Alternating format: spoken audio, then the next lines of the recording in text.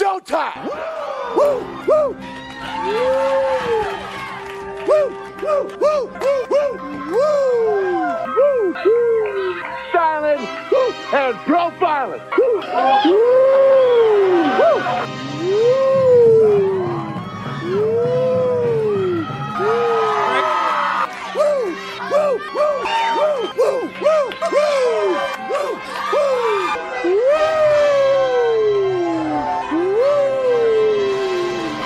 it's live and in color. Woo!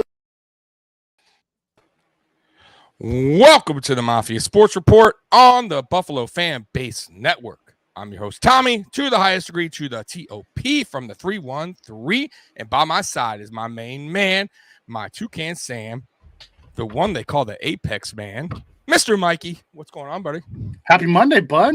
How you doing? Yeah, man. Happy Monday. I got my voice back from that long weekend, draft weekend of like 9 hours of Coverage. My God. I don't know. Did you watch on Saturday? So I clicked on some of our other Bills content creators. They were going on day 3 and they were still rocking it, dude. I'm like, you guys are crazy because that was not my style. After 9 hours, I was done, dude. And I even went on Jason's show on Sunday night. I believe it was Sunday night at like 10. We winded up going on. My God, I was so done, man. You could hear it in my voice, but I still have a good time. Anytime I talk Buffalo Bills, man, I have a good time. So It's all good. So even though it was 9 hours, I still had a good time. So we got some people in the chat already, by the way. We got Scott Blakely in the house. We got Chewy. Chewy's in the house. What's going on, Chewy, man? Let's fucking go. It's right. And a lot of them are the reasons why we spent 9 hours on, because they all rolled with us. Mm-hmm. You know, we appreciate everybody out there that rolled with us for those 9 hours. It was fun. When we got off, actually, Friday night, I ended up jumping on over a hashtag. I went on their inside their chat room, and then I hopped on there and gave some recap there. But it'll be a fun time. You know, tonight we'll go over the draft picks. We'll talk a little bit about the UDFAs that we got here, and kind of see what's left out there. What do we got to do? You know, hen dogs in the house, by the way. Yeah, what's going on, hen dog? I wanted to start with the big news today of DeAndre Hopkins getting popped for 6 games for PED. Not the good, and not the good. You know, well, you know. Can we get that catch back? Can they reverse that? Because it was like when a boxer gets caught PED, you take that away, right? You strip them. So can we strip that L, right? I don't know. Because if he wasn't on the juice, does he make that catch, Mikey? Listen, I don't want to ever strip that away because that lit a fire in them. Propelled us to the championship game. So I'm just saying. I love what Scott says here. He comes in and says, "This draft was perfect. I really love the picks even more as I study their strengths." I would say 1 through 6. The first, 5 or 6, I was good with. Mm-hmm. The last couple, I was like, okay. Let me go through the picks real quick, just a rundown, and then we're gonna dive deeper into this tonight of each, most of the players, not like, we're not going to get into big Luke Tenuta, who should be like WWE. Sounds like a wrestler, by the way, right? Right. Luke Tenuta versus Kane. I don't know. All right. So we got number 1 with the first round pick. We traded up to the 23rd spot. We got Kaiir Elam, cornerback. The second round, we got James Cook, running back. Third round, Terrell Bernard. There's your head scratcher. We had no 4th round. 5th round, we have Khalil Shakir.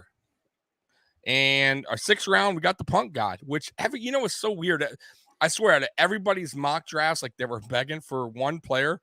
I think all Bills Mafia maybe got that one right. like everybody drafted the punter in the 6th or 7th. And that came true. Like even in my draft, remember I was like, hey, can I draft him? Like, nope, it won't allow us to draft punters. So I'm like, Yep. But, I would have got that one right. But anyways, so let's dive right into this. Let's start with the first pick. Kaiir Elam. So let's pull up his draft profile real quick. Why don't you share it? Yep, will do. Okay. So Kaiir Elam, 6'1" and 1.5, 191, 30.78 inch arms, 8.78 inch hands. Overall grade prospect was 6.38, and I'll tell you that kind of falls into the day one starter category. Ran a 4.3940. He did not test in the other things, which is fine, you know. So as we go in and we look at his strengths, desired size and length for press man, I'll tell you, the press man brings a new element to our defense. Absolutely love it, Mikey. I was listening to, I can't remember who I was listening to. I was listening to Greg Cosell talk about it.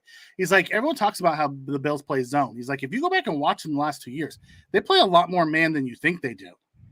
And bringing this kid in, who is a press zone corner, who can learn the zone concepts, he just brings a different aspect. He brings the size that we don't have to that secondary.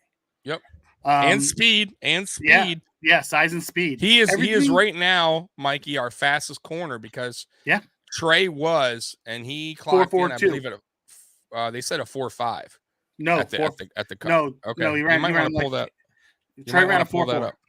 All right, I heard 4.5, but you might want to pull that up to confirm because me and you are already on we'll have to debate that. Pull that up. Hey guys, anyone pull that up in the chat? So Mikey's busy on these strengths and weaknesses. I can't really pull it up. I have a bunch of other stuff going on. No, that's right. Chat, pull up Trey White's. Do me a favor. Chat, Combine 40. He ran Combine 40. He ran a 4.4 something. All right, I thought it was a 4.5, but go ahead. It might have been 4.45. Possibly. There's a 5 involved. Yeah. Well balanced with ability to crowd and stuff the release. Love that he has that press man, patient feet, able to swivel his hips and pursue with fluidity. That is key inside a corner. Like if you go back and watch. I was right. You wrong. Okay, now you're gonna make me look it up. Go ahead. Keep going. Keep cheering. Oh yeah. No. I got it right. I got it right. Keep going with the strengths. Oh, okay. I'm sorry. I thought you meant keep you dancing and celebrating. I was right. All right. I'm sorry. Go ahead. 4.47. I don't know. Chewy says 4.5. I'm going on Chewy's honest opinion. Whatever. Either way, what did this guy run? What did Kaiir? 4.39. Thank you, Rick. Whatever. 4.47.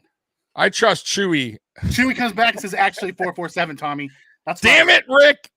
Come on, Chewy. Lie.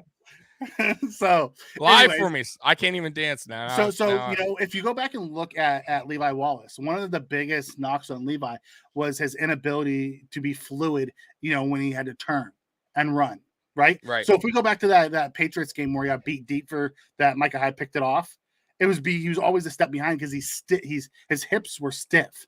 He was he's a fantastic zone defender and comes up and tackles. That's why he played so well. But if you put him in man coverage, Levi struggles. To where this guy excels. So it'll be pretty awesome. And you can put the bigger guys. So when we play someone like, say, the Chargers, right? They have Keenan Allen and then they have Mike Williams. You can give Mike Williams the Kaiir, and you can give Keenan Allen to White. Correct. You know, we now have somebody big that can cover that, which is awesome. Rarely bites on the cheese against the double move, so he doesn't bite on the double moves, which is wonderful. Allows receivers to close the cushion and a cover 3 and quarters coverage. That's awesome. Contested catches are typically tilted in his favor. Solid transition. Quickness to plant and drive, and he saw some improvement in tackling in 2021. He'll need to continue to improve it. Okay, and one more thing we'll add to that's not on there. I would say so far, look, character seems like a hell of a guy. Who, I mean, from everything I heard, how the interview went. The interview where they interviewed him at the pro day, I believe it was. Man, this guy had notes. He's like, listen, this guy is coming to play for whatever NFL team he was ready to play. He was ready to prove his worth. And then he was already ready to get the playbook when he got drafted. So I love the work ethic already by this guy. And that's not even on there. So go ahead with True, you're right. You're right. Greg Costell actually said Elam's a better prospect than Booth. You also have to remember Elam comes from that bloodline, that NFL bloodline. You know, his uncle Matt Elam was a first-round safety. His dad was an undrafted free agent who played in the NFL for 8 years. Mm-hmm. So, you know, he has that. And I'll tell you, we've seen a lot of those bloodlines starting to come in. It makes me feel old now because I used to watch, you know, Asante Samuel, and I got Asante Samuel Jr. Right. You know, how about the guy that used to play for us? His dad, the Antoine Winfield. You got Antoine Winfield Jr. Jr. is the safety. Crazy, so we're starting to see those bloodlines in the NFL. Bro. You know, which is wonderful. And Scott Blakely comes in and says, "I just rewind the 13 seconds with speed and press coverage. That's all I need." Yeah, you know, and maybe going back to that 13 seconds, even though I hate talking about it. And I still say the coaches were to blame because of the play calling. However, maybe they couldn't do a press at the line or jam at the line because of the speed of Levi getting burnt. And you saw what happened when Tyreek Hill got the ball right before that. The when they scored the touchdown. Yeah. So I mean, maybe they were nervous about that, and that's why they were paying this cushion with Levi, but still hated it. Well, you have to remember, we were playing Levi and Jackson. Neither one of those guys are like press coverage super fast guys. I know. You know, one was a 7th rounder, one was an undrafted free agent. Yep. You know, and now we got 2 first-round draft picks on the corners. That's a big difference. So going into some of his weaknesses, loses leverage, allows a little too much clearance early in routes. But he always seems to make up for that clearance. And do you want me to make it a little bit bigger, buddy? Is that better? Yeah. So, okay. I like your. Go ahead. Okay. He always seems to be able to make it up with his speed. So that technique, he'll learn the technique better with the Bills. Needs to better open up and sprint timing. That's something that he'll learn. Vertical specialists can overtake and stack him. Okay, they may have been able to do that in college. I want to see them do that with Poyer and Hyde behind him. That's right. You know, that's right. 100%. You know, scheme is a everything. Big difference. It's scheme. Yeah, exactly. Scheme is everything. Well, and who you got? Who you got behind you? You know what I mean? He has 2 all-pro personnel. Exactly. It's a different.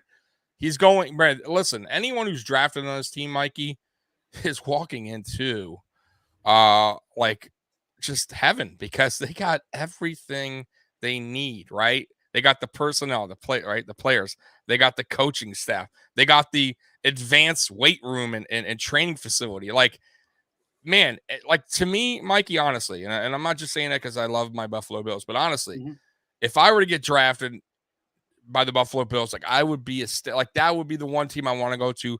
And years ago, that was never the case. Yeah. Right? People, oh my God, Buffalo Bills. I hate, you know, because all they could think of is the negative.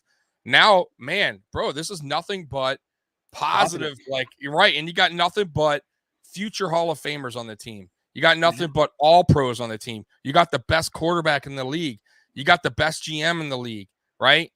It's wild. You got one of the top head coaches in the league. You got one of the best defensive coordinators in the league. 100%. One of the best upcoming coordinators, offensive coordinators.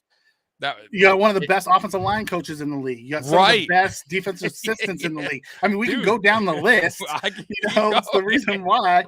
We'll be here all day. We got one of the best shout songs, if not the best shout song. Yeah. You know, we got the best fan base in the league. Right. Bill's right. How could I forget that? Because I should have started with that. The best fan base in the league. So yeah, it's one of those things. And I was reading in here. Go ahead. I know I'm but I do have to ask this. Now that we just said all this awesome, unbelievable stuff about the Buffalo Bills, are we now America's team?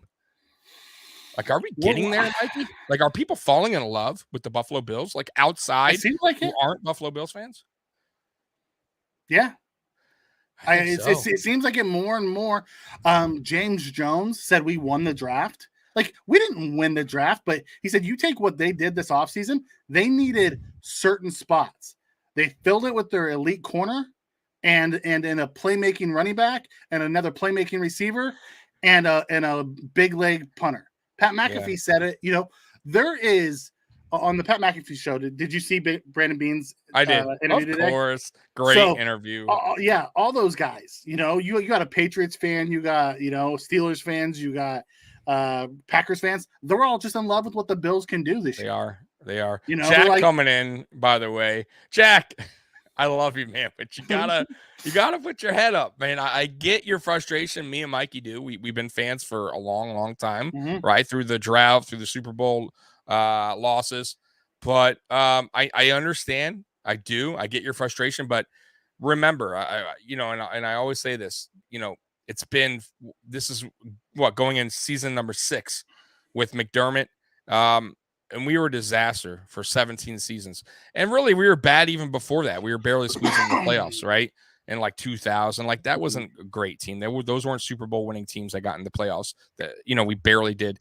It takes time. It takes time to rebuild a team. Yep. And you got to be a little bit patient, and the results are showing. So listen, just be patient. It's going to come. I promise you. Yeah. But you can't put your head down and just can't say this year or nothing. I think it is. Yeah, I think it is, Jack. But you can't. I think we're going to win this year, but it's not this year or nothing. It's not like we went all in on one year.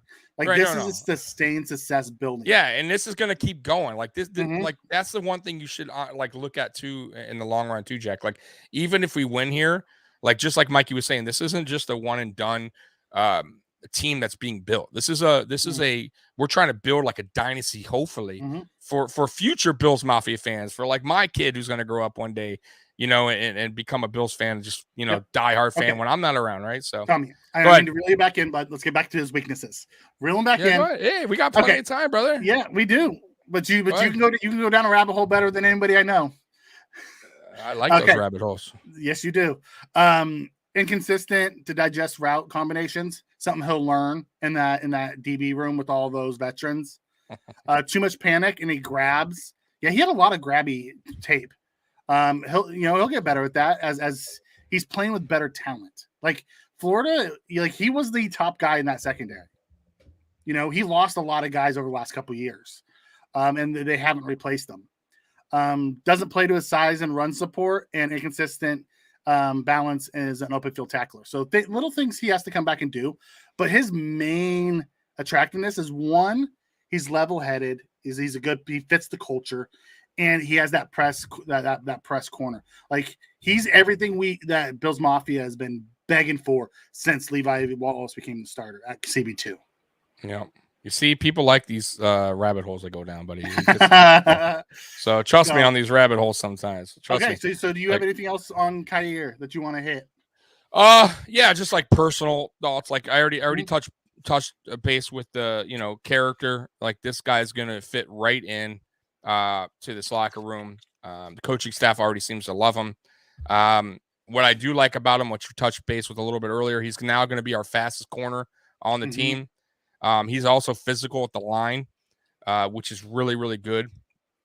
And he has good, like I said, the speed. The speed alone I love, because even if he loses coverage, he can have time to get back, catch up to the man. Levi struggled with that. That's where Levi killed me. But other than that, no, man. I will say this. I was disappointed when we initially took him, because I was just so sold on Booth. And this goes to show, what, the next day does, if you're really looking into a player, like a profile, and really examining, because I didn't really look at this guy. I'll be honest with you. I saw he was there, but I didn't study him because I have my eyes set on a certain guys. And sometimes we fall in love with guys, and sometimes we ignore the other guys around them that could potentially be a better fit. And I think that's what I did. And just listen, I think a lot of fans are guilty of that. It's just not me. So it took a day for me to really look at this player and see why Brandon Beane drafted him. And I honestly couldn't be happier. So I'm very happy about this draft pick.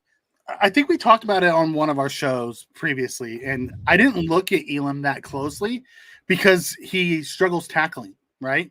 And what's the one thing you have to do in a Sean McDermott defense? You have to be able to tackle. So I looked at some of the other guys. I looked at like Kyler Gordon. I looked at McDuffie. I looked at Booth Jr. I looked at all those type of guys closer because they all have that tackling ability. You know, they showed on tape where Elam struggled a little bit, and that's why I didn't think he would be more of the pick. Tells you what I know. You know, they went for that traitsy guy. They're like, we can teach him how to tackle. So your grade on this pick, just this pick? Absolutely an A. Absolutely an A. Okay. All right. I also give him an A as well. Mm-hmm. All right. Let's go to I told you, go ahead. Yeah, go ahead. And I told you night one, if we took a corner with our first pick, the rest of the draft was all gravy for me. Our biggest hole for 2022 was cornerback 2. 100%. And I'm glad you mentioned that, because when you watch the Pat McAfee show today, mm-hmm. you know, I know we debate, me and you, back and forth on this, and I know you know what I'm about to say. The whole need versus who's on the board, right? Yep. He kind of mentioned that the corner was a need in a way, like if you watch it. So I did feel like this was the one draft the need was corner. But once he did that, he kind of basically said everything else after that was just best on board. Right. We're just going to add like cherry on the top, kind of. Let's just get the guy that we, you know, who we love that's still available. If we didn't go need, like truly, if we didn't go need, and we went best available, Johnson, the pass rusher, was probably the best available left. Yeah. Or, I agree. You know, or Wyatt. I agree.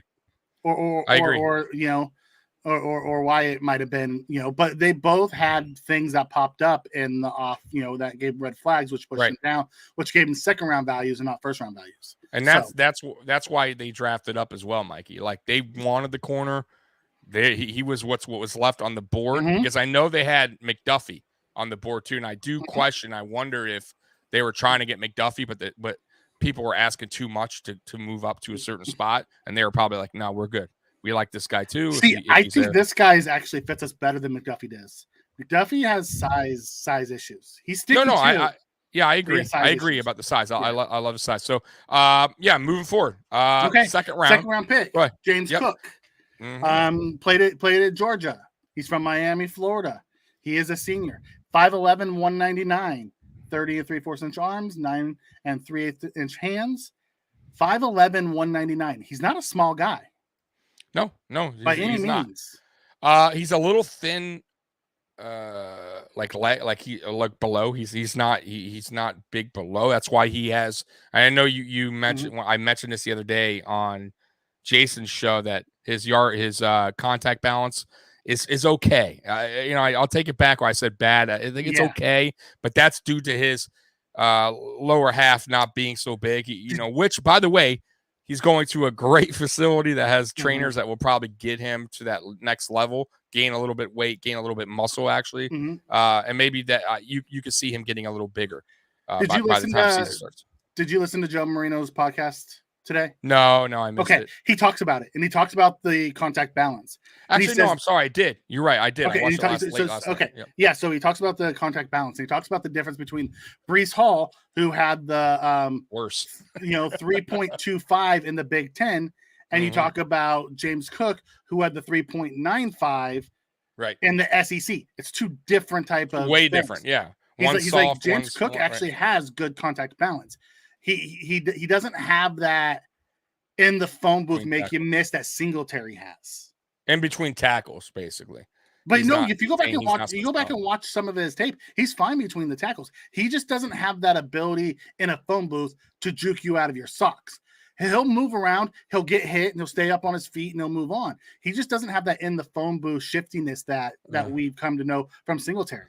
Or even his brother. His brother has that slight suddenness in his lower half. And I think it's because his lower half isn't big yet. He'll get bigger. He will. He'll gain muscle. He will. So he ran a 4.4 at the combine, 4.42, 33-inch vert, 124-inch broad jump. He didn't do anything else. So when you come into his strengths, he's an instinctive processor. Smooth reads and cuts through the lanes and up to the second level, runs with rapid feet, can make dramatic path alteration with hard cuts, which I love. The fact that he's a one cut and go guy. Love it. Long speed to take it to the house. Tommy, long speed to take it to the house. Yeah, something that he's got the home run. Unfortunately, I know. Unfortunately, Singletary does not have. Yep. So, used out of the backfield as the pass catching mismatch, the dude can line up as a slot receiver if you want him to. Like me and you were texting back and forth this morning, and we were talking about Cook, and we were talking about like all the traits. I'm like, I think year one he's gonna come in as a third down back. He's gonna be our pass catching back. I think as he develops, you might see him deployed more like Kamara is deployed. You're not going to, and McCaffrey's deployed. You're not going to see him get 80% of the offense through them. Correct. But he's going to be deployed in those type of things. You're going to run a dual back set. Imagine this. Imagine a 12 personnel, right? So 2 wide receivers, 2 tight ends. You have Howard and Knox as your tight ends. And then you run a split back. And you have Singletary and Cook in the backfield. And then they all then they motion out. So now 12 tight ends, you're going to bring 3 linebackers in. And then all of a sudden, now they go to a spread where Singletary's the lone back. You got 2 tight ends, 2 receivers. You know, it's like there's way so more. There's even you got RPOs now that are going to be really interesting. You got screens that are going to be really interesting. Listen, they could put 2 in the backfield, have Cook just go out and be the 5th receiver, like Singletary was trying to do. It just, unfortunately, I think Singletary is just way too short, and it's just not his forte passing the game, though he's gotten better. This guy is, to me, he's one of the best, if not the best back coming out, pass catching back. Oh, absolutely. Coming out of the draft. So he's like a lot of the scouts, and I listen to a lot of different people talk. So listen like PFF, and I listen to Bleacher Report, and I listen to ESPN and the NFL Network, and all these different ones that talked about it, and they all say the same thing. You could line this guy up, and he could be a slot receiver if he wanted to be, and be a really good one. Right. Right. And so how I see you put him in the backfield on mismatches is amazing. Yeah. How I see him, like how I see the Buffalo Bills grooming Cook for the future. I do see him. I see Singletary getting majority of the snaps as far as running the ball this year. Because Cook was very limited in college. He had less. I think he had no more than 12. However, a game. A game. However, obviously, if you 12 the whole season, I'm like, what the hell are you doing? I was want to make sure that I got the most he ever had was 12 in one game. Right. So he's not a cowbell running back. However, if he gains muscle, which I believe he will, I believe in year 2 he will be that running back. Maybe not a cowbell, but I think he will. Bell cow. I think he'll get a little bit more touches. Yeah. No, I can see that. He's always gonna be the type that's gonna need that big banger with him. Yeah, by the way, you could draft a running back next year to be that short yardage guy, that 3rd and 1 guy, because he's not that guy.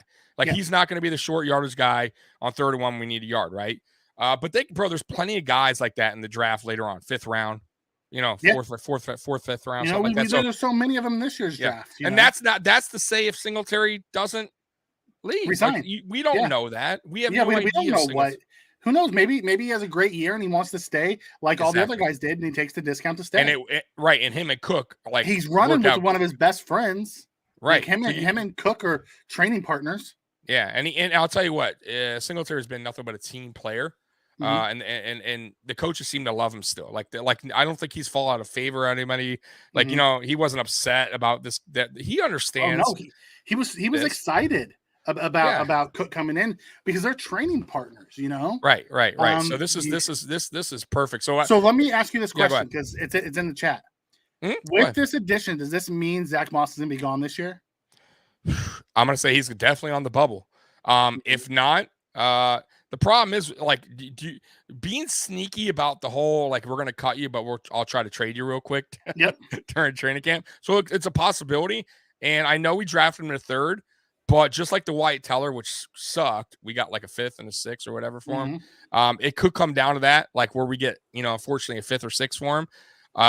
If that happens, if not, he'll probably go to the practice squad and maybe somebody scoops him up from there. But and that goes for Duke Johnson too, because I don't see us dressing 3 running backs, including our fullback, who's kind of a running back if you really. And then you got Taiwan Jones is considered a running back, even though he's special teams. So I don't think we'll suit all these guys up.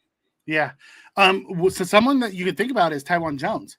Taiwan Jones was brought back as a special teams gunner. That's it. Christian Benford, our sixth round corner pick. Yep. He is a gunner. That's what he did the best in college. Okay. So that's an interesting. That is interesting. So it's something. So when we start talking about like who are these guys that we're bringing in, is Benford actually has special teams ability. You might see him as a 4-phase special teamer in his rookie year, and him take Jones's job. So right. if we lose Jones, okay, we don't have to draft another running back. So maybe we let Jones go.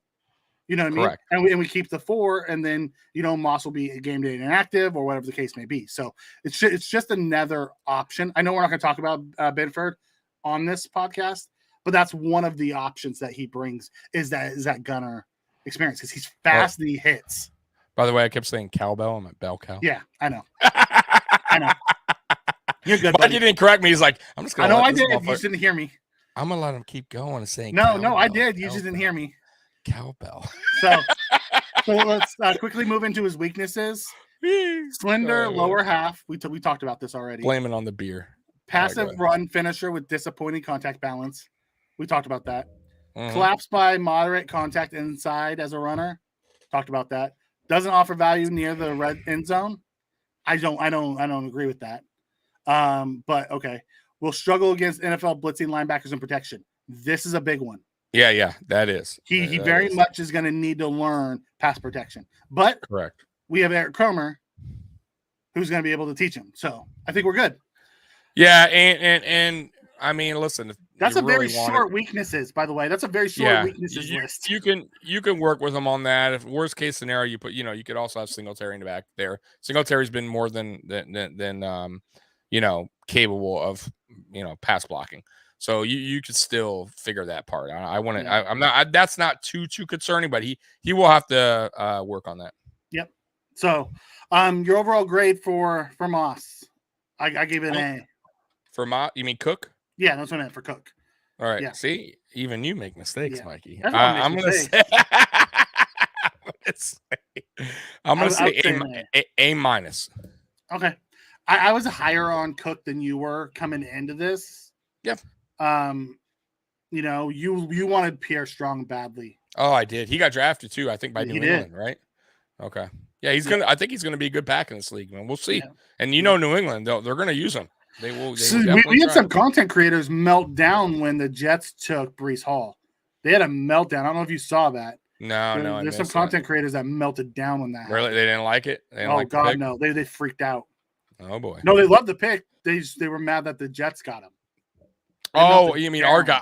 You mean on our channel? Okay. Well, no, not on our channel, but Bill's Mafia content creators. Some of them melted. Oh, mad that we didn't get Breece. Oh, wow. Yeah, and we let the Jets get him. There was also. I'm not a Breece Hall fan though. I don't think he's gonna be that good. Just to touch on that, some content creators were mad we took Josh Allen. Yeah, touche.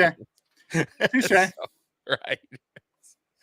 And Chewy, I don't get picked in the 4th. I'm a first-round pick, buddy. Oh my day. And no one's picking Tommy over Mike. Of course, I'm going to third, baby. No one's picking Tommy over Mike. I'm a third round all day. So Hendog comes in and says he gives an A for Cook. Yep, I agree. So let's go ahead and move on. We're going to move to our first head scratcher of the draft. Yikes. Terrell Bernard. He's Baylor from Lordport, Texas. He's a redshirt senior. So he's an older draft prospect. Yeah, that's 6'1", 224, 30 and 1/4 inch arms, 9 and 5/8 inch hands. He's a 5.94. So he's average backup or special teamer overall. Doesn't have a 40-yard dash, 22 on the bench, 35.5 on the vert, 123 on the broad jump. Joe said it was all average to below average, by the way, on all these. Yep. Nobody really understood the pick here. Listen, I wasn't a fan of the Milano pick either. He was a tweener, but he took him in the 5th and not in the 3rd. You want to know what? You want to know what saved this is we got 100%. Shakir in the 5th. If you would, which we'll go over. Yeah, if we would have swapped these 2 picks, no one would have said anything. No, absolutely, Mikey. I 100% agree. You know, if we would have taken Shakir in the 3rd and taken Bernard in the 5th, everyone would be like, "Oh, cool, great draft." Hendog coming in. To be fair, we didn't have it 4th, and they probably thought he'd be done by round 5. Remember, Bean has a different board than everyone else. Yeah, I agree with that too, but there was better linebackers available. Terrell is a cowbell, but he was a cowbell. Yeah, cowbell. Yes. Yep. Whatever. Chewy, this is a McDermott pick. It was my only. Okay, I shouldn't say my only. My major issue with this pick is the very next pick was Parham, and I wanted him so bad. Yeah. So that's me falling in love with players and thinking we needed more depth on the interior that obviously they don't think. So, so strengths for Bernard. The scouts rave about his leadership and character. He's an all leadership and character guy. Never quit attitude despite adversity. Film junkie who rang up 100+ tackles in 2019 and 2021. Rapid read and response against play action. He's always going to get the ball. Loose and fluid in pursuit. Bends and flattens off the corner as a blitzer. He's one of the best blitzers in this year's class of his linebackers. He's one of the best steals. And then speed to cover the man targets underneath. So he's very much a coverage backer. Yeah. His weaknesses: slender frame, might be maxed out. Gets caught up too easily in the clutter. So as long as we have big D lines that keep him clean, he'll be fine. Engulfed by size if he's not protective. Struggles to fit and hold a gap. Knocked off of balance by redirected blocks. Loses pursuit leverage, allowing backs to cross his face. Angles the runners have a little margin for error as a tackler. Average cover recognition, and has had foot, shoulder, and knee injuries at Baylor. I swear there's going to be a page 2 to this on the weakness. No, that's it. That's it. Okay. It just Chewy comes in and says, great, a 3rd round pick for a cheerleader. Listen, guys, he has special teams ability as year 1, and they feel that they can maximize him into a Matt Milano replacement. That's a tough Listen, do you trust Bean? Oh, I trust Bean, but that doesn't mean he hits on every pick. No, he doesn't. Yeah. You know what I mean? But he hits on 3rd rounders more often than misses. And I get it, but to your point, it's right now, right? Like we're talking now. We're not talking like during training camp or preseason. Like as of right now, as we speak, it's definitely a bad pick. A head scratcher. I wouldn't say a bad pick, a head scratcher. It's a bad pick for this spot for the 3rd round. I think they could have gotten. You don't know. You don't know that. Well, you can say he's a head scratcher. He's a head scratcher. Okay, fine. You can't say he's a bad pick. He's a head scratcher. Whatever. He's a pick. Well, I don't understand why he didn't want to get another pick that a linebacker that had higher value. That at least a great higher value in your rankings or in the media in most rankings. Nobody had Terrell Bernard as a third. In the media rankings. Okay. Nobody did. Did you? No. What did you have? Terrell Bernard. Okay, so I didn't even have him on my ranking board. Right. So my point to this I saw him coming off the 4th and 5th round.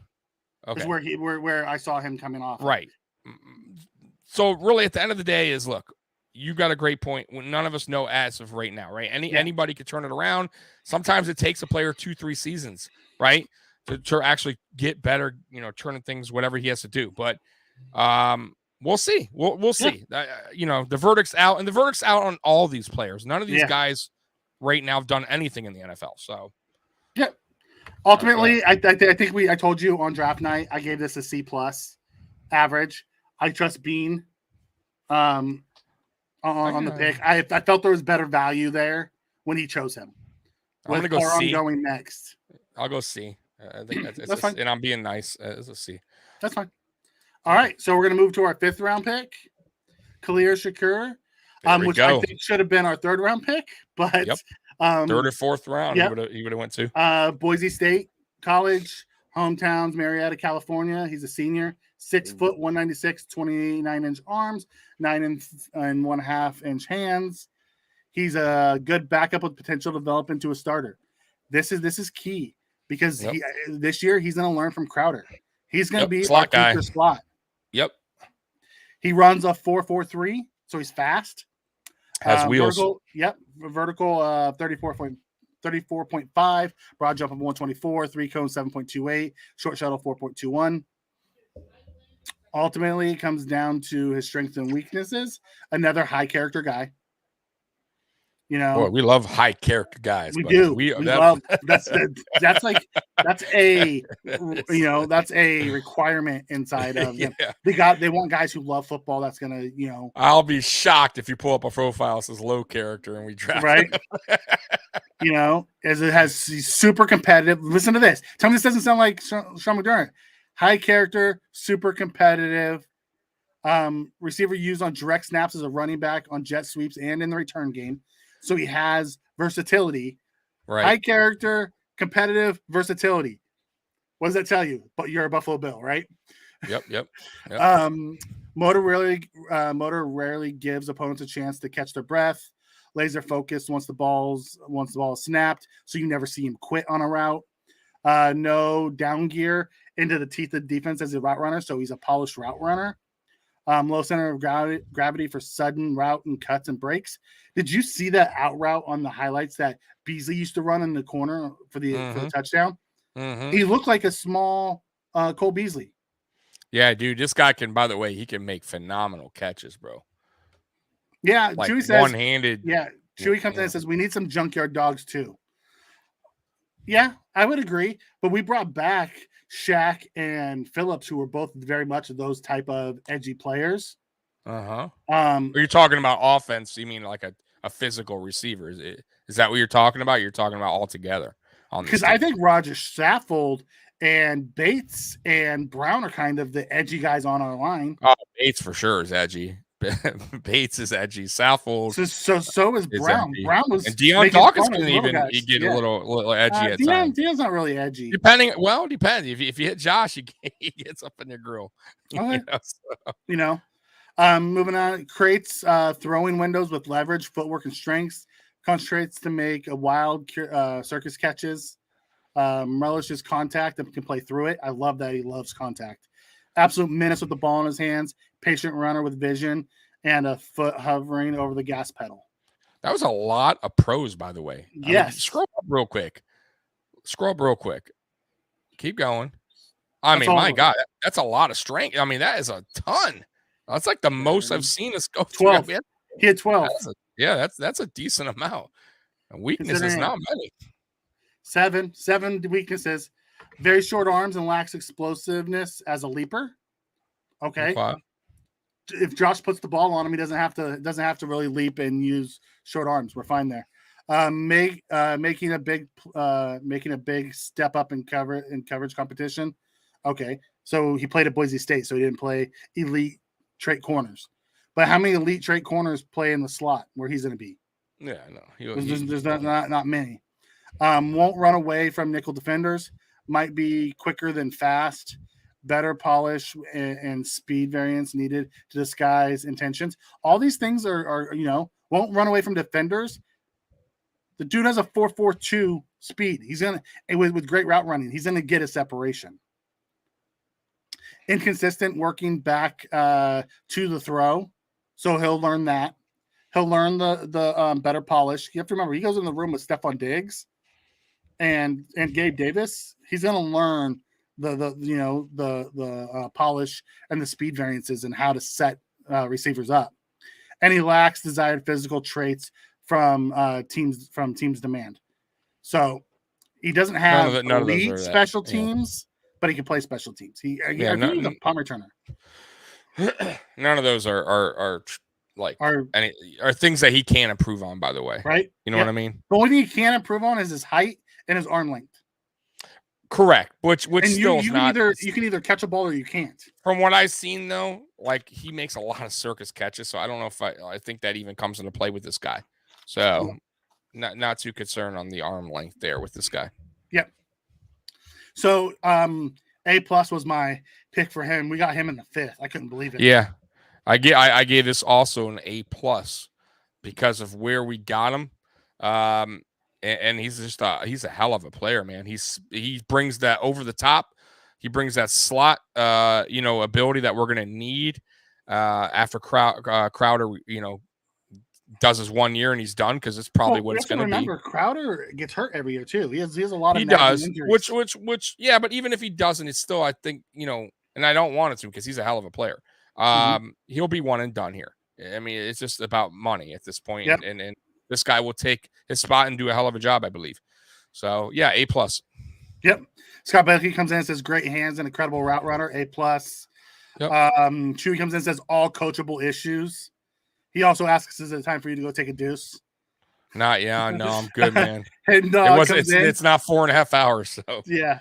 Head dog comes in and says, me with 35-inch arms, depends on the day if I catch the ball or not. So arms doesn't help you catch a ball.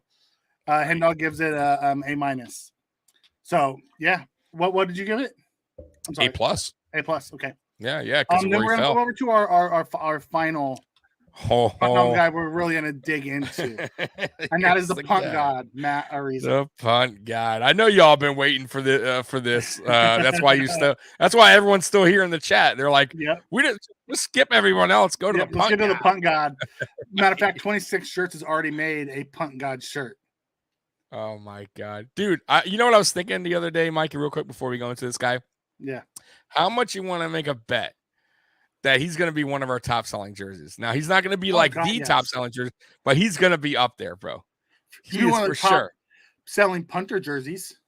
Oh, no, but I'm saying on our team. I'm saying he's going to be in the NFL. He's going to be one of the top selling punter jerseys. Who the hell's buying it? Right. Was too.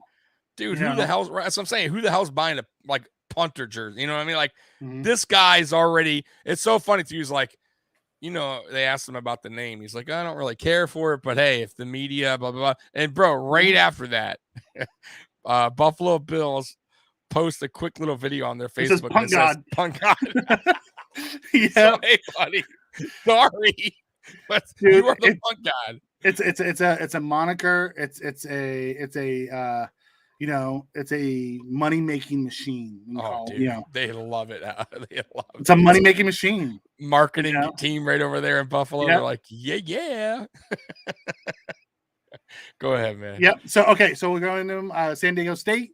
He's from San Diego. He's a redshirt junior, so he actually came out early. He's 6'1", 200 pounds, 38.5-inch arms, 9-inch hands. He's traits or talent to be above average backup. And he's a right-hander, by the way, Mikey, which is awkward. But he kicks lefty. But he kicks lefty. Yeah. So weird, man. He has a 40-yard dash at 4.68. He didn't do the bench. His vertical is 32. His broad jump is 121. Which, who gives By the way, did you see this kick? Just crazy. So let's go down into his. Oh, look at him running down there! Oh my! Yeah, I don't want us to get a strike for having stuff play. Oh man, I'd be mad at you, Mike. Elite field flipping talent with unmatched power. Had 18 punts of 60 yards in 2021. 18 of 60 yards. Yeah, including 2 at 80 yards or more. Yeah, it's wild. Bro. Incredible net of nearly 50 yards on open field punts. Led the NCAA minimum 10 attempts. Punting style creates strong forward bounce if not caught. So if they don't catch it, it's rolling. Right. He hit 62 of 73 kickoffs for touchbacks in 2021. Former soccer player and hurdler with plus athleticism, hustles down and cuts off return angles as a talented tackler. The dude, which I don't want him doing anymore, but go ahead. Bean talked about this. He's like, for guys on our team, they get a sticker if they're like maniacs when it comes to that. They call it the Rambo sticker. Yeah, he's like, sticker. This kid may be getting a Rambo sticker because he's just, who else was like that? Pat McAfee. Yeah, he was. Oh, he definitely was. He has a couple videos. And then he would do, the Bernie, the weekend of Bernie, and just, go limp, and he loved it. Like, he's such a character. So weaknesses: has relative disregard for touchbacks and coverage considerations. But listen, if you're at your 20 and you kick it in, like at our own 20, and he kicks it into the end zone, I'll take the touchback. You flip the field. Thank you very much. Right. Speedy operation allows less time for gunners to get downfield. He does need to work on his hang time. Correct. Needs to be better. Needs better touch with the nose drop technique for coffin corners. He also has come out and said that he needs to work on that. Yep. Bean came out and talked about it today. He says he's just raw.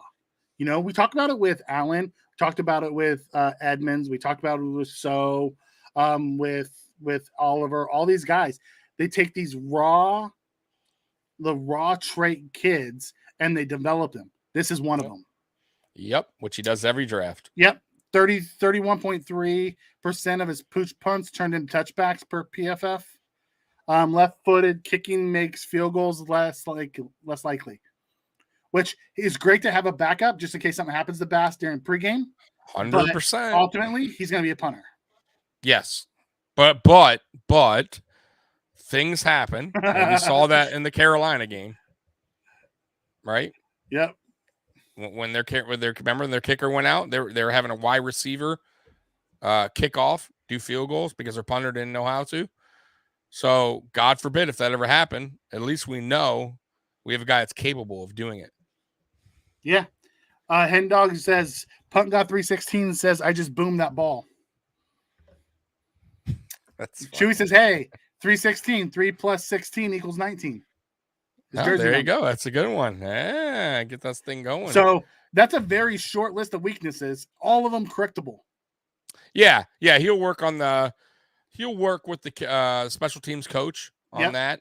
And Hack. Yeah. Hack will work with him on the holding. I'm sure. Even though he's trying to take his job, but if I were Ariza here, honestly, and most of these players do. They reach out to certain players. Like if it's a receiver, I'm sure Shakir's reaching out to Diggs and to Crowder, see if they want to do training, off field, away from the stadium or whatever. I'm sure he'll get with Bass because every kicker likes the ball held differently. Yeah. Right. Some like it straight, some like it a little bit downwards, whatever. Listen, if he wants to win the job, which he will. Just get with him, get to training now. It's how hard to go out there and kick some field goals. And get it down right. He was working night one. Good. And then as far as hang time, I'm sure he can learn. And then just honestly, the only thing I didn't see from his tape was him angling punts very good. Yeah, so a lot of them were just straight down line punts. He needs to learn how to kick in the corners a little bit better, but all that is teachable, and I'm sure he'll get that. By the way, he lost his job the year before. 2020. Yeah, so he obviously did something to bounce back and have a hell of a season in 2020. I think he was voted one of the best players on his team or something like that, which was crazy because he was a punter, they said. He in 2019 he was the kicker and the punter. In 2020, he was not the punter; he was just a kicker. Right. And then in 2021, he was both the punter and the kicker. I guess he took the off season of 2020 and put more focus into punting, which he should. Yeah. And it showed. It showed. Yep. So yeah. So what do you give it? Absolutely an A. I love the punt god. I didn't think we were gonna be there. The fact that two punters went before him is amazing to me. Yeah, I agree. I give it an A. Yeah. A as well. I am shocked that he was passed up by two other punters. Well, not only that, but he's a left-footed kicker and has the big leg to cut through the wind. We talked about this when we talked about with Josh Allen. Remember, talked about how in that monsoon game he was able to throw the ball like 40 times and still have a chance to win it. Right? Yeah. Because he had the strong arm. This kid has that leg that can cut through that wind. So when it's blown back, I think in that monsoon game we punted once and it went like 7 yards because it got up in the air and Hack doesn't have a strong leg at all. Absolutely. So Hack won't be here. Yeah. Okay. So let's move over. The three other ones that we didn't talk about were Christian Bedford, which I talked a little bit about. He's going. They talked about him a lot in the same manner that they see him being more like of a Micah Hyde type of. You done with this, Mikey? By the way, no, not yet. I gotta go through. It doesn't have to show on the screen. I can just talk to it. Okay. If you're feeling kind of off. But Bedford, they said kind of he'll start at corner, but they could see him move into safety, kind of like Micah Hyde did, where he started it, and he'll start in the slot and then probably move back to safety. Luke Tunetta. Luke Tenuta. Sounds like a wrestler. I swear it does. And he's as big as a wrestler. I am puzzled by this pick. He's 6'8" with short arms. T-Rex. Right. I am puzzled by that. I don't get it either, dude. Especially when his college teammate, the interior guard, Smith, was still on the board. Yeah, I think they did it because his whole family is like athletes. Like he comes from an athletic family, and I just think maybe there's hoping for what's that saying? I don't think he'll lightning in a bottle or whatever. Developmental. Remember, last year we took high guys in like the 6th and 7th round that got put on practice squad. We put Anderson out on the practice squad. He got picked up. Yeah, Jack Anderson. Yeah, I don't think Luke Tenuta is getting picked up by anybody if we put him on the practice squad. I don't either. But I will say this: he'll probably be a good body to use during camp. Yep. For our second and third string guys, like trying to get reps. You know what I mean? He's a big man. Yeah. He's still a big man. So it's played left tackle at Virginia Tech. He's still talented enough to play left tackle at a big college. So yeah. So it'll be good to have him in there. Yep. And then linebacker Braylon Spector. He was underrated in the Clemson defense. The Clemson defense was very much not very good this year. The Clemson team as a whole wasn't all that great this year. They say he's going to be one of those guys that don't be surprised if he makes the team. He doesn't do anything spectacular. He's just one of those guys that just goes in there and is a hard worker, for a phase special teamer, will be a backup linebacker. Don't be surprised if he makes it. Correct. I six, honestly, like Christian, Luke, and Balin. I mean, if even one of those guys are special Chewy teams guy, I'd be shocked. Yeah, Chewy comes in and says Spector is a gym rat, a Rambo type of guy. Well, hey, we're gonna find out during. When you're gonna find that out? Cadence Jr.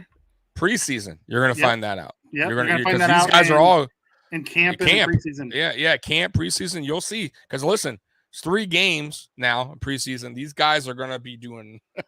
Seeing a lot of action. So moving down to the UDFA's, we signed Texas offensive lineman Derek Kersetter. Don't know much about him.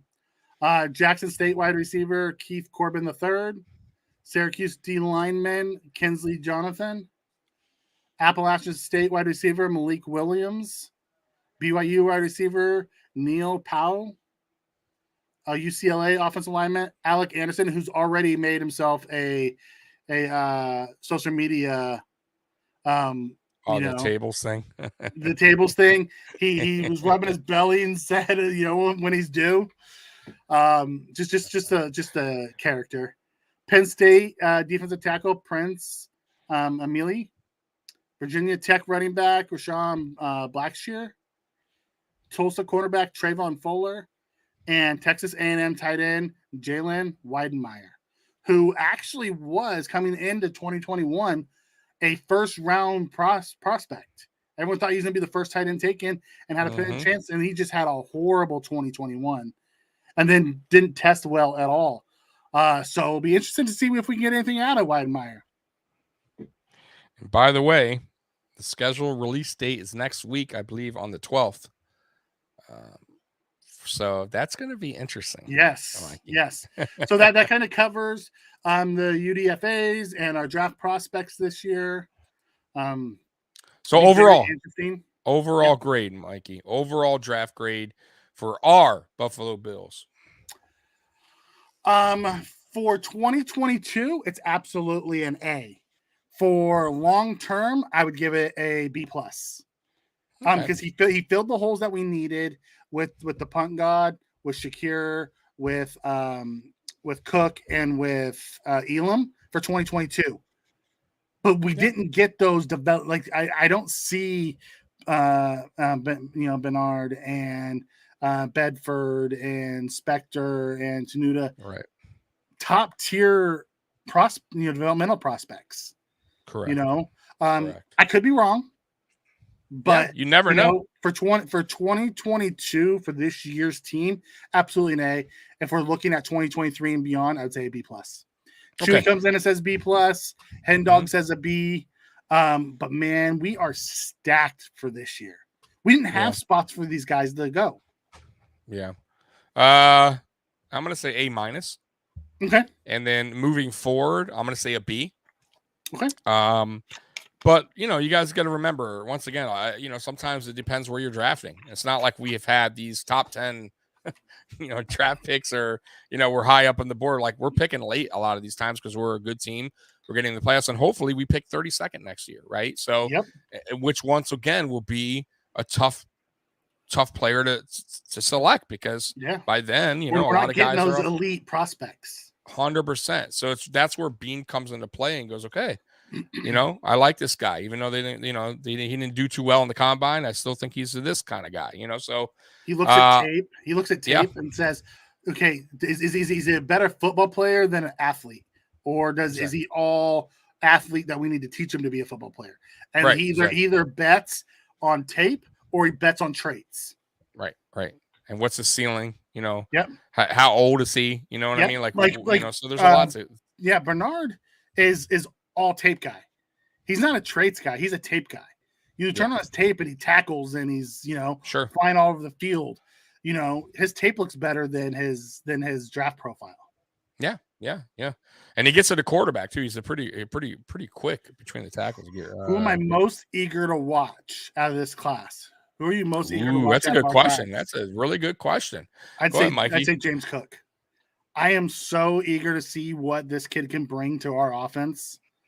Can you imagine being able to throw the check down and, Josh throw a, lateral pass over to someone or a 2-yard pass and him actually break it and have a, to where he didn't have to throw the ball 90 yards to get it in the end zone? The run after the catch. I am so looking forward to Cook, no doubt. Tommy, who are you? Man, this is tough, man. I am torn. I got to be honest with you. I'm torn between the three. I'm torn. I can't answer that. I can't. I honestly, the four really. Four? I was going to say 3. I'm interested in the punt guy. Like I'm so intrigued. This is a tough one. I can't answer it because it's a 4-way tie. Because honestly, Kaiir Elam, listen, he's going in. Trey is not out, right? I mean, Trey is out at least until October. No, they're saying he may be back for week 1. Maybe let's just play it safe and let's say October hypothetically. So let's say he's out till October. Now you got Dane Jackson and Elam, right? My God, Elam's getting thrown in there. Like, here you go. You're going against the top tier receivers in this league, right? It's really interesting. It's really intriguing to watch how he's going to do. How he's going to play on game day, right? And then you got Cook, electric, right? A guy that could take it to the house, like Mikey said earlier.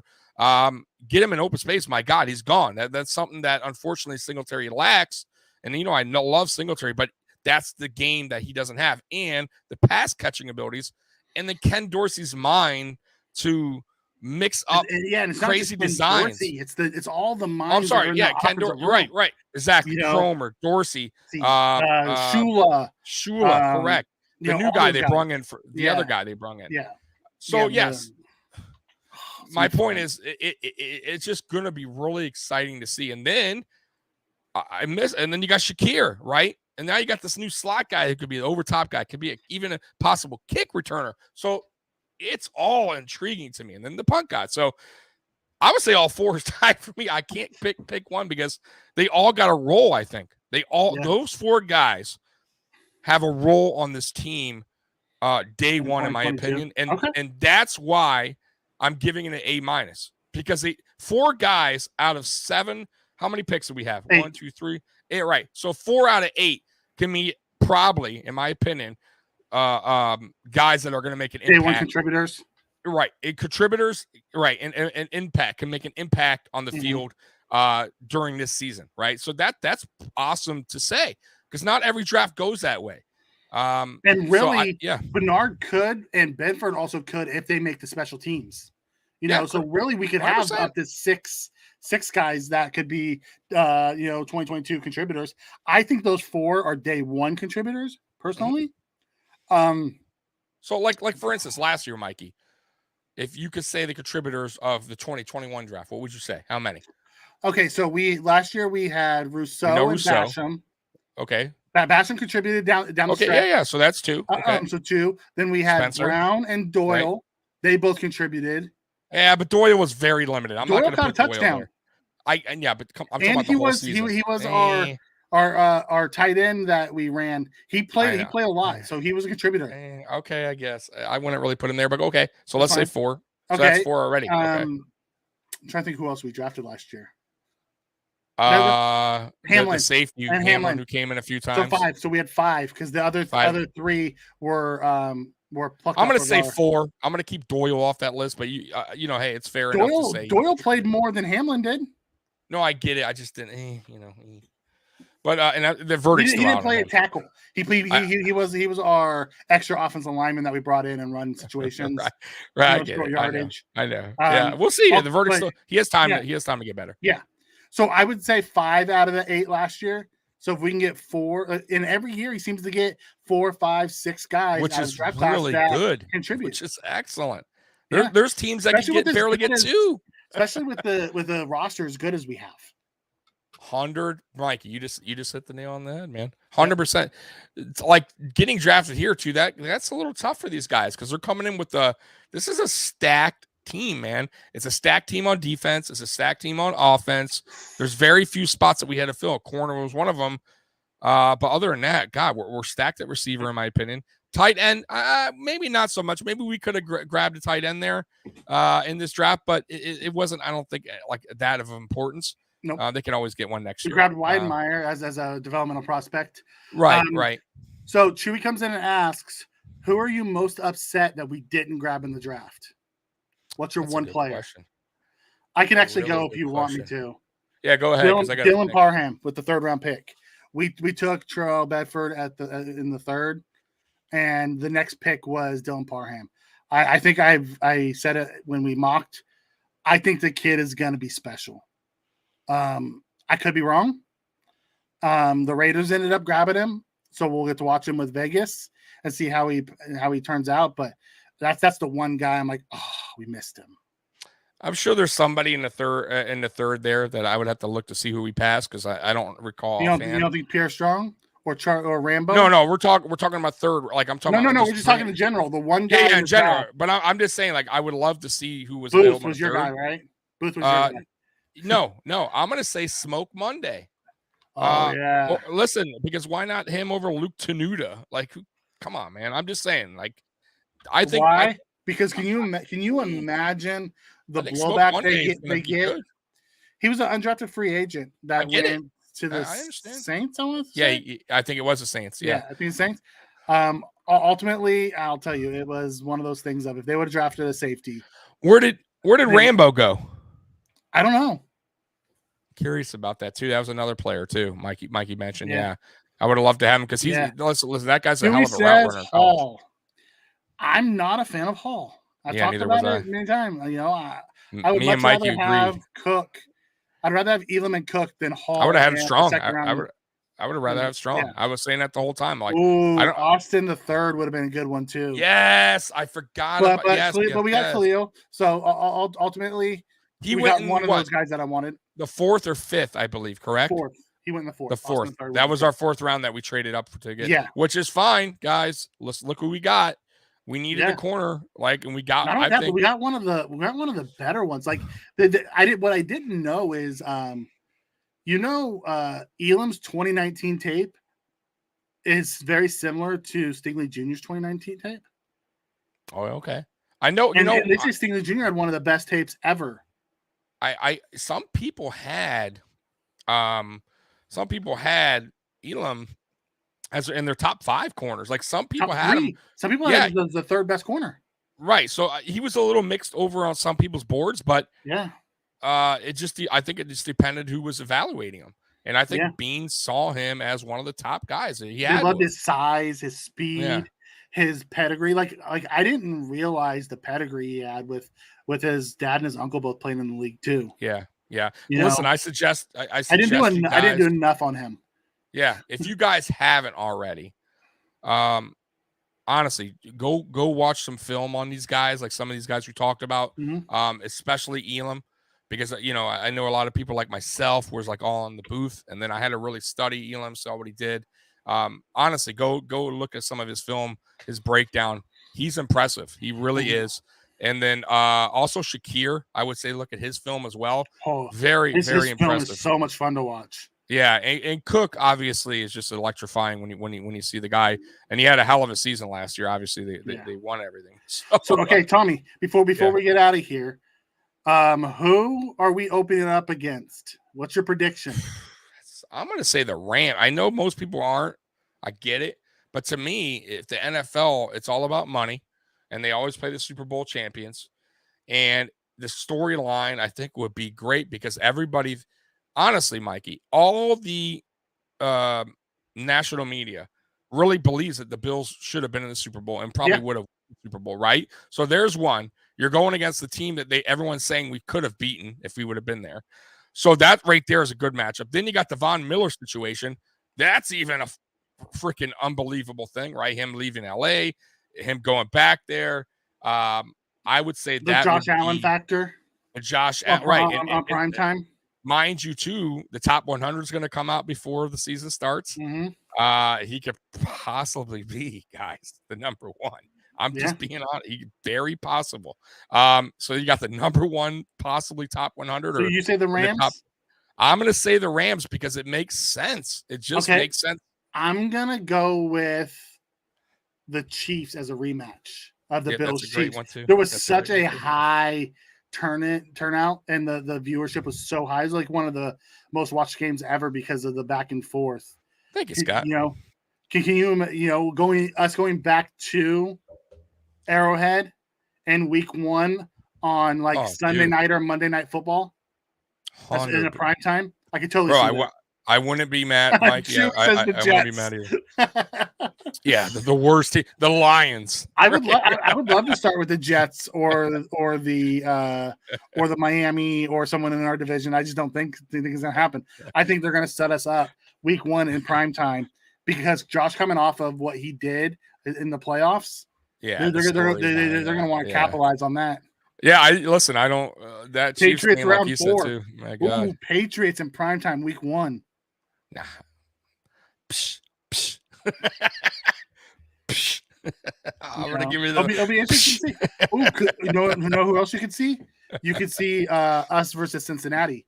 Joe Burrow versus Josh Allen. Bro, Denver. We play. We don't play Denver. We play Kansas City. I think we play Denver this year. Nope. Look at the schedule. Like, okay, calm down. I thought we played Denver this year. Nope. Okay, all right, calm down, Mikey. I still want to look at the schedule because we have a hell of a schedule, guys. We do. It's gonna be a brutal. They really slammed us. We play the North this year, so we get the Packers. We get in the NFC North and the AFC North. So we get the Steelers. Who's in the North? Steelers, Bengals, Cleveland, and I'm missing somebody. Who am I missing? Is it the Ravens?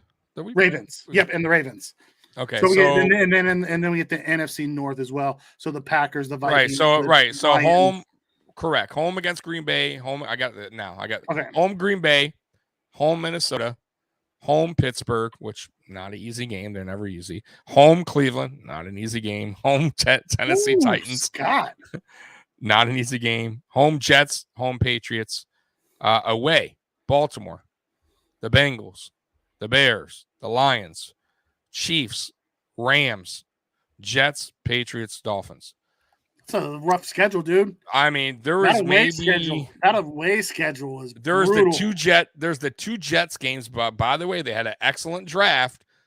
So even though we should win, it's not going to be a total pushover, though we should win because the quarterback's still learning. Pittsburgh's never an easy out, and we learned that last year. Minnesota still has weapons. We should win, but they're not a pushover. Cleveland got better. Tennessee's never easy. We all know this. They don't have a passing game. The Patriots are still the Patriots as long as Bill Belichick is their coach. The Dolphins have improved. Baltimore, but they're getting everyone back healthy though. They're getting everyone back healthy. The Bengals, and they had a really good draft too. I mean, dude, that is a brutal schedule, guys. Like this schedule, how we end the season going into the playoffs is going to say a lot about this team because you have the Cook brothers playing each other. We play the Vikings, so you have Cook versus Cook. That's what I mean. Oh, you're right, Cook versus Cook. That's intriguing, man. Yeah, this is a crazy. I mean, the AFC just in general though is. I mean, man, Mikey, the AFC is good for a long time. Scott's like Apex. You heard it here first. 17-0. I was on another channel and the guy used to say the same thing. I couldn't stand it. You know how hard it is. Last time I predicted a record, I was so Wallace revenge game week 1 after last year. Yeah, and you see Pittsburgh week 1 again. If we don't go prime time, I can see us going Pittsburgh week 1. You're right. If they don't set us up a primetime game, but Pittsburgh again, maybe not. I think we played the Jets the first week for like 4 years in a row. I could see the Jets possibly. I could see the Dolphins. That would be an intriguing first week because they've improved. You got Tyreek Hill. Imagine week 1, Mikey. Tyreek Hill going against Dane Jackson or the Rook Elam. It'd be Elam. He's way faster. I know, but I'm just saying, like week 1 already, you're throwing the rookie against one of the most explosive receivers in the NFL. My God. Oh, Cook versus Cook turkey game. Thanksgiving Day. Oh, dude. Bro, so the real quick before we go then, because we're pushing time here, Mikey. Yeah. Since we guessed on the first game of the season, how many primetime games do the Buffalo Bills have this year? How many did we have last year? 4, I think. I believe 4. We have 4, right? So how many this season? Now, I think the most ever is 6 that they gave a team. I think we're hitting 6. I really do. I'm gonna say 6 too, just because I think they're gonna give us the Rams on prime time. I think we're gonna be Chiefs on prime time. Yep. I think the Bengals are gonna be prime time. Yep. That's 3. I think we have a chance to beat Baltimore prime time. Probably. How about Packers? The Packers, right? Prime time. And then they could throw us Minnesota, or we always play a primetime game against the Patriots. You're right. The Titans, they put us like, that was a hell of a match last year. Like we could easily see 6 primetime games this year. Easily, dude. I think they'll schedule us for 5. I think Scott's right. I think they'll schedule us for 5, and we'll be flexed into 1 later in the year. Right. Yeah, I could definitely see that happening as well. So I'm going to say 5 to 6. 8 can be the full max. 6 at first glance, 1 flex. Yeah, I think though I'm kind of with Scott and Bills fan 1970. 5. I truly believe it's gonna be 5 with a flex later in the year into 6. It's gonna be a fun season, man. Dude, I cannot wait. When we do our schedule release show, we'll run through and give our first early predictions. Yes, and then we'll do another prediction show right before the season starts, and then we'll update it. So 100%. It's gonna be fun. All right. And anything else, chat, before we let you guys go? Yeah, before we head out. I'm prepping now for a new liver in January. Scott says he actually hates prime time. He loves Mike, you actually pull up when does rookie camp start? Next week. Not this, not like this week, but next week. Yeah. Getting those rooks in there. Yep. Getting those rooks in there, guys. Early. We're gonna hear some, and then when does regular camp start? Then we have. I know they take a little break. We have rookie mini camp, and then we have mini camp, and we'll have mini camp in May.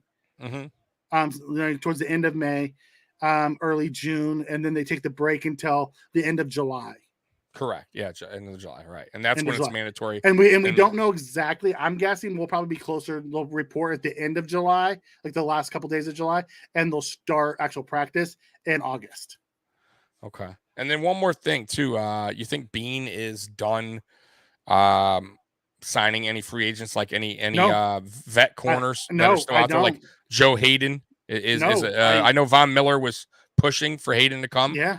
What do you think about that? I can still absolutely see Hayden coming here. It's going to be all about the almighty dollar. If they're going to be willing to play for what Bean wants them, he'll bring them in. If they don't, I don't think he's done by any means, because there's going to be a lot of cuts now that there's been drafts. Agreed. A lot of people are going to start getting cut right around, right before camp and stuff. Yep. There's a lot of veterans that are going to be put out on the market. Hawk any update on Poyer? No. I haven't heard nothing. However, we did not draft a safety. My guess is we get a deal done before camp. 100% agree with Mikey. And we should have mentioned that. That's thank you for asking that question. Yeah, Scott, I appreciate it. I think me and you talked about that. Yeah, like the fact that they didn't even address a safety in this draft, it kind of speaks volumes in my opinion. Me too. I really truly believe they're going to get that deal done. They got it done the first time when Poyer was kind of like a little bit upset about his contract. Bean took care of him then. I think he's going to take care of him now. And Poyer's still playing on a high level. So it's not like I think it's something Bean's concerned about with his age or whatever. So I think he gets it done. I think it's going to be something like a 4-year deal. Where you can get out after 3. Something like that. And make the player happy, because that's a key to that defense, especially in the back there with those two guys, Micah Hyde, Jordan Poyer, these young corners. You need those kind of guys back there helping out. And I think Bean understands that. Yeah. One last question that comes in from Chewy. Does Vaughn get suspended? Too early to tell. I don't think so. I haven't heard anything on it since the initial. It's been crickets. I don't think so, because I'll tell you why. Could it be a suspension in the future? Possibly. But that's something that NFL takes time to investigate. They're going to have the law look into whatever's going to go on first.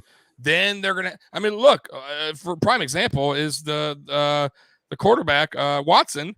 They haven't done anything. It's been a 2 year, like year and a half. So it's going to take a while. I don't expect any kind of suspension this year. And let's wait until the proof is out there, right? Let's wait until it goes to court, because this, just like the Shady thing, guys, right? Everybody was saying the same thing. I swear to God, I remember it. Like on Twitter, it was like crazy. Oh, Shady's going to get suspended. All he did. And it wound up being nothing. He didn't do it. It was swept under the rug. NFL didn't even get involved. And the same with Ed Oliver. So I wouldn't jump the gun on that. I know a couple content guys did jump the gun, and I think that's kind of unfair. Especially with something like this. This wasn't like he DUI crashed and killed somebody. It wasn't domestic where he got arrested where we're like, oh yeah, like, come on, guys. Like, this is something revenge, that was right. Something like porn revenge or something like that. Yeah, this is exactly. This is more like he said, she said, and maybe he did, but there has to be proof. It has to go through the law. And then, so no, I as of right now, this season, I think nothing happens in my opinion. Okay. Scott asked one last question. Sure. He says, will Hyde want one after Poyer? Because Hyde's contract ends in 2023 after the 2023 season, not the 2022 season. Poyer ends this year. Hyde ends next year. I could see us locking up both of them over the next, I don't think we'd lock Hyde up this year. I think it'd be next offseason we'd lock him up for 2 years, because I think they want it staggered where we don't have to replace both our safeties at the same time. We want to replace one at a time. I totally agree with Mikey as well on that one. There's still listen, Poyer was an all-pro. Micah Hyde was a second team All-Pro. They are the best duo safety combination in the NFL. Why break them up if you can afford to bring them both back? And I think Poyer will get done this season, and Hyde will get done after next season. Like Mikey said. Chewy has one last question. This will be the last question we take before we sign off. Yep. Who's going to be our surprise player this year? Who's going to be that breakout guy? Go ahead, Mikey. I gotta think about this for a second. Who's gonna be our breakout guy this year? All right, I got it. I'll stay. Go ahead. Quick. Devin Singletary. Devin Singletary will be the breakout player, and I know Mikey's laughing, but I say this because a lot of things. One, it's his contract year, so he's going to definitely want to be playing up to his best level.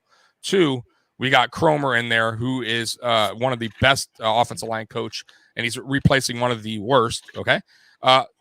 3, we got Saffold, who's one of the best offensive linemen in the game, still, even at his age.